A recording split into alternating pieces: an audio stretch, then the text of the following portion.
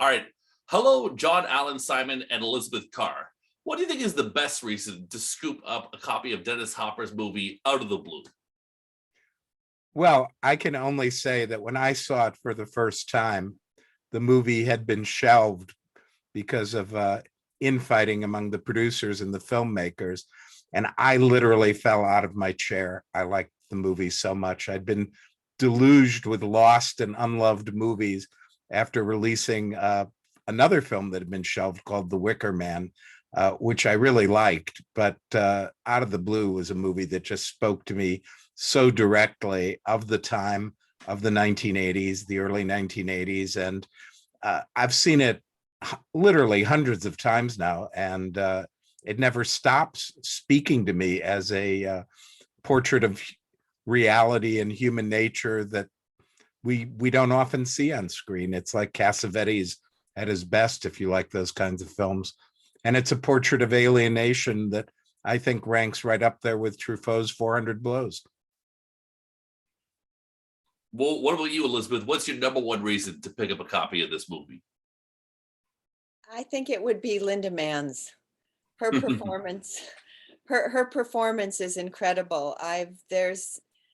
It's so authentic and raw, and I haven't seen it as often as John because John's been with the film from the beginning, but it's definitely, in the 10s, 20s, or 30s number of times, and it always moves me. And it's such a beautiful, it's a beautiful film that's very bleak and raw and dark and harrowing.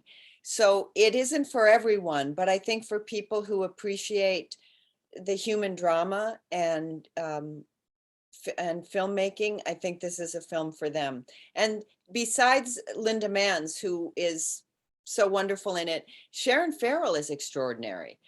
As a woman who we still have empathy and compassion for, even though she's not a great mom, she's shooting up, she's sleeping with her husband's best friend. So there's a lot of reasons not to be rooting for her. But all these people are just trying to do the best they can. And I'm moved when I see it. So yeah, I would say the performances. And I think it's one of Dennis Hopper's very best performances. It's funny because he was, of course, nominated for an Academy Award for his performance in Hoosiers, in which he plays a drunk. And I never really liked his performance that much in it because in Out of the Blue, and when I was going around the country with Dennis, when we were kind of self-releasing the movie, I got to see him drunk, and he was always engaging, except for a few moments. And it wasn't really quite like Hoosiers. I also think that this movie has influenced so many people.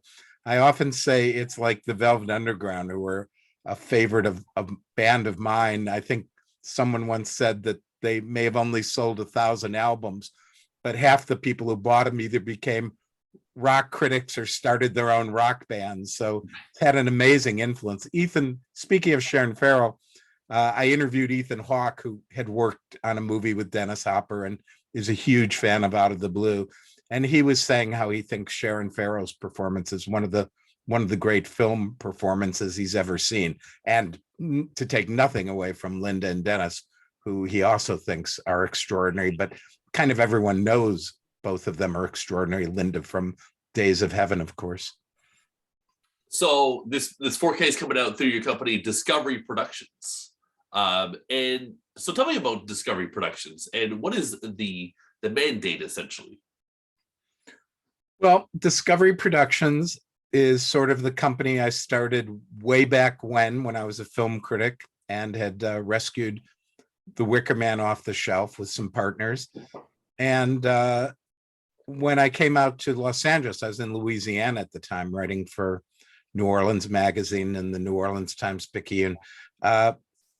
My focus kind of shifted more to writing and producing. And a lot of that, actually, especially the writing end, was because of Dennis.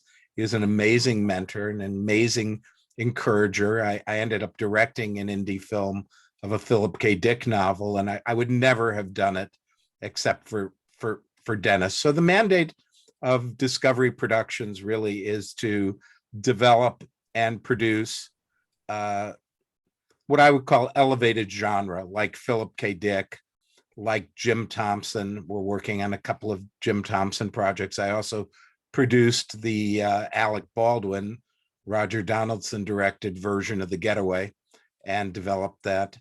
And we have a lot of interesting intellectual property novels and short stories by writers like Lucius Shepard and Ian Watson. But Out of the Blue was kind of a labor of love to do this this restoration. We had done a film restoration back in 2010 where we had the support of the Cinémathèque Française and the Thompson Foundation.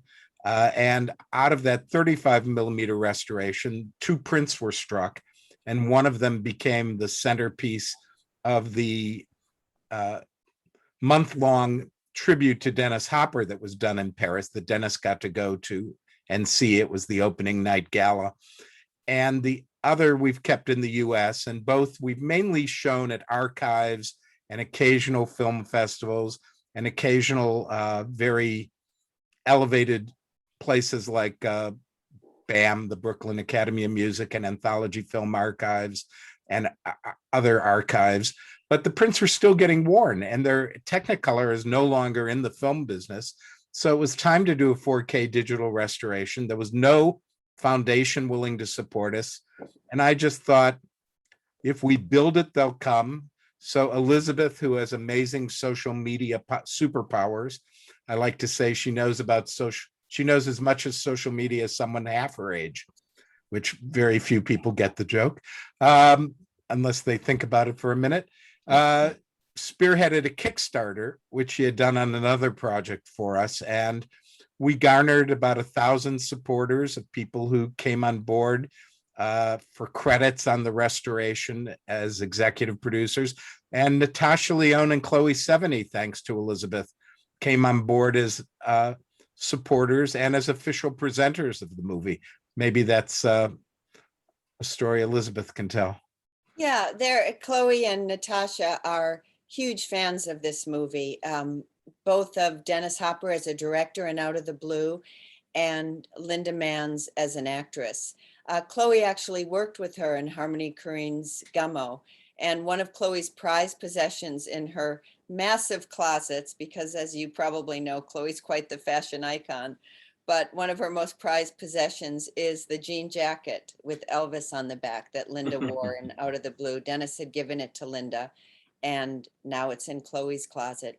And I think it's worth talking a little bit about Linda.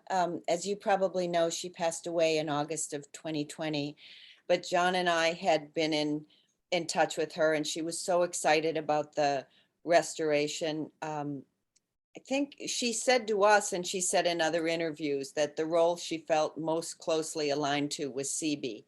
And she had great respect and admiration for Dennis. They were really became good friends.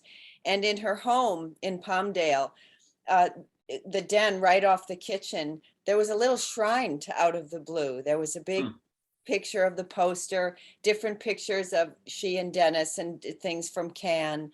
And it was so touching, and it was such an important part in her life. And as you know, she didn't do a lot of acting after that. So a few things here and there, but she was a devoted wife and mom and grandmother. But that moment in time, that film was really meaningful to her. And she was helping us with the restoration. One of the really lovely things she did is John very wisely had saved a box of the original vintage posters from Out of the Blue when he and Dennis Hopper released it in the early 80s.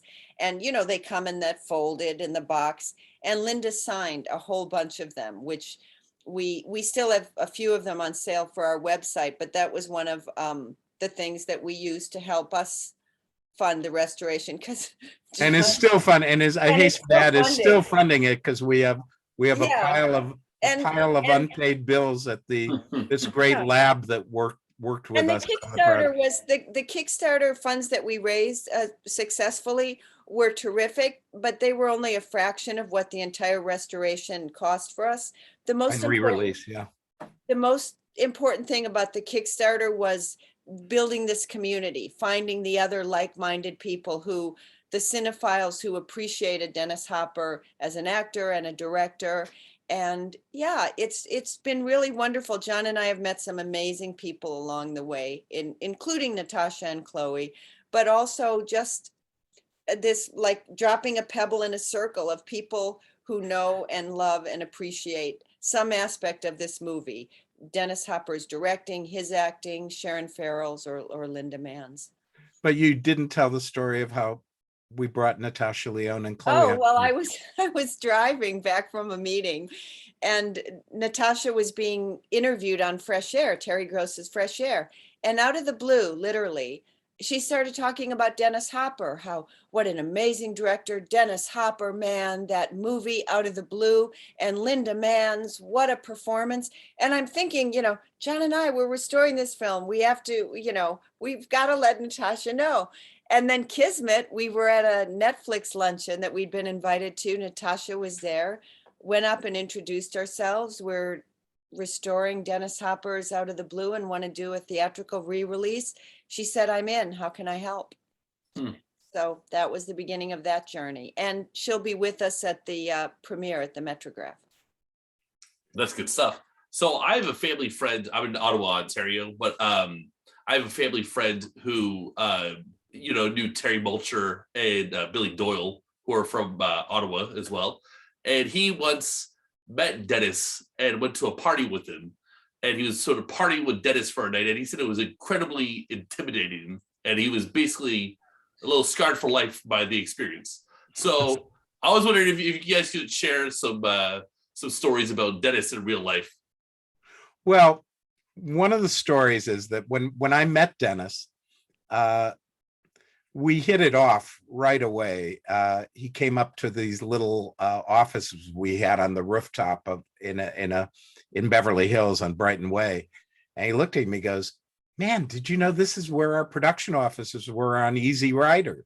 So I, by sheer coincidence, had his office, his old office, and he was just such a. I think the thing people wouldn't realize about Dennis Hopper is what an incredible student of human nature he was, and what an incredible listener. When we went around the country with the movie, he would engage in conversations with people, whether it was a waitress or cab driver or whoever, and he would give them his full undivided attention, want to know about their lives, want to know them. And I think that's how he approached things. He would say to me very often, Jack and Warren love this movie. And I kind of got sick of hearing him say it. And I said, so I said, so Dennis, how's that going to help us? Are they willing to do anything? And he goes, oh man, you don't know. Jack's got this little notebook in his back pocket, which he keeps the names of all of his friends in. And if you're one of his friends and you ask him for a favor, he takes it out and he shows you where your name is in it, and he crosses your name out and he does you the favor. I said, well, time to get your name crossed out. So we flew up to Aspen, which was quite an adventure, and spent the weekend with Jack Nicholson. And I recorded conversations about Out of the Blue that I kept kind of bringing back to it, and edited it into this great radio spot. But you can imagine what it was like to be there as a participant and a fly on the wall for this conversation between Jack and Dennis. Jack, who of course his career was ignited by his performance in Easy Rider, and two guys who'd been friends for so long. And it was just that was one of many astonishing experiences I had with Dennis. When we opened New York, Wim Wenders was there and we hung out with Wim, and he was a great art collector. I remember he was into graffiti art before anyone ever put those two words together. You know, there was art and there was graffiti. Nobody ever talked about graffiti art. So when we came to New York, Dennis and I went around, for him to find things for his art collection. I think when he died, his art collection may have been worth more than everything he had put into movies, as he was an early collector of Rauschenberg and Jasper Johns, and Warhol was a good friend of his. I believe that was one of the times we went up to the factory and hung out there. And so being with Dennis was just always a joy and an adventure, except for those few moments when under the influence of substances, he could get paranoid and get really get weird. And I think I was lucky. I caught him at a moment when he wanted to be sober. And I tried to help influence him in that direction. He kept saying, why don't you open New York? We had opened Boston and broken the house record there. And I said, look, Dennis, if you stay sober, I'll take you to New York and we'll open there. It's expensive and I'll get you on the Letterman show. And he did. And we did get him on the Letterman show and was the highest grossing screen the weekend we opened New York at the Waverly. So I loved working with Dennis, and there were many projects we talked about working on together. I had a writing producing deal at Universal at the time. And of course, the reason he was in movie jail and hadn't directed for 10 years before Out of the Blue was his film called The Last Movie, which he had done at Universal. And unbeknownst to me, the production executive at the time on The Last Movie was the president of Universal. And when I had my deal there was no internet. So, you didn't readily find out these things the way you can today. And I said to him, I've released this little movie Out of the Blue, and Dennis Hopper and I are talking about a few things we might like to work on together. And he put his cup of coffee down and said, John, if you ever say the words Dennis Hopper in my presence again, you'll never step foot on the lot of Universal. And I was waiting for the smile that never came. Never came. Jeez. Well, I was just going to say that for some of the more racy stories about Dennis, I really encourage you, when the Severin disc comes out of our Blu-ray, some of the stories that some of the cast and the crew talk about, working with Dennis are pretty interesting. One of the things John did is he's done interviews with all the remaining cast and crew. And Doris Dick, by the way, a fellow Canadian of yours, sister Canadian of yours, who was one of the first really female editors, I think, editing films back then. It was the editor of Out of the Blue with Dennis. And she told some stories about how sometimes when she'd come into work to do the editing, there would be Dennis, sleeping on the stairs, because he was always working, but he was also maybe had quite the little entourage around him. So with a hooker. Yeah. Oh, no. Or a stripper, I guess. Well, whatever. Okay. Well, thanks so much for your time, guys. John and Elizabeth, it was a lot of fun. I really did enjoy the movie quite a bit. My final question is, here in Ottawa, we got a theatrical screening a few years ago of The Last Movie, and I was lucky enough to see it, and I enjoyed it very much. Will Out of the Blue come to the Canadian screens? Yes, well, it premiered at the Venice Film Festival as an official selection, the 76th version in 2019, right before the pandemic. And afterwards, we played the Vancouver Film Festival, where it played both virtually and in theater and sold out. And we're talking to a number of other theaters in Canada who want to play it. It's always had a great support and following since more recently, really. I think the movie lost its Canadian certification when Dennis took over as the director and started from scratch. So it's had a little bit of a mixed history in Canadian annals of cinema, but I think it's appreciated now. And yes, coming back to Canada theaters too, we hope. Well, that's good news. Thank you so much for your time, guys, and have a great one. Thank you, Michael.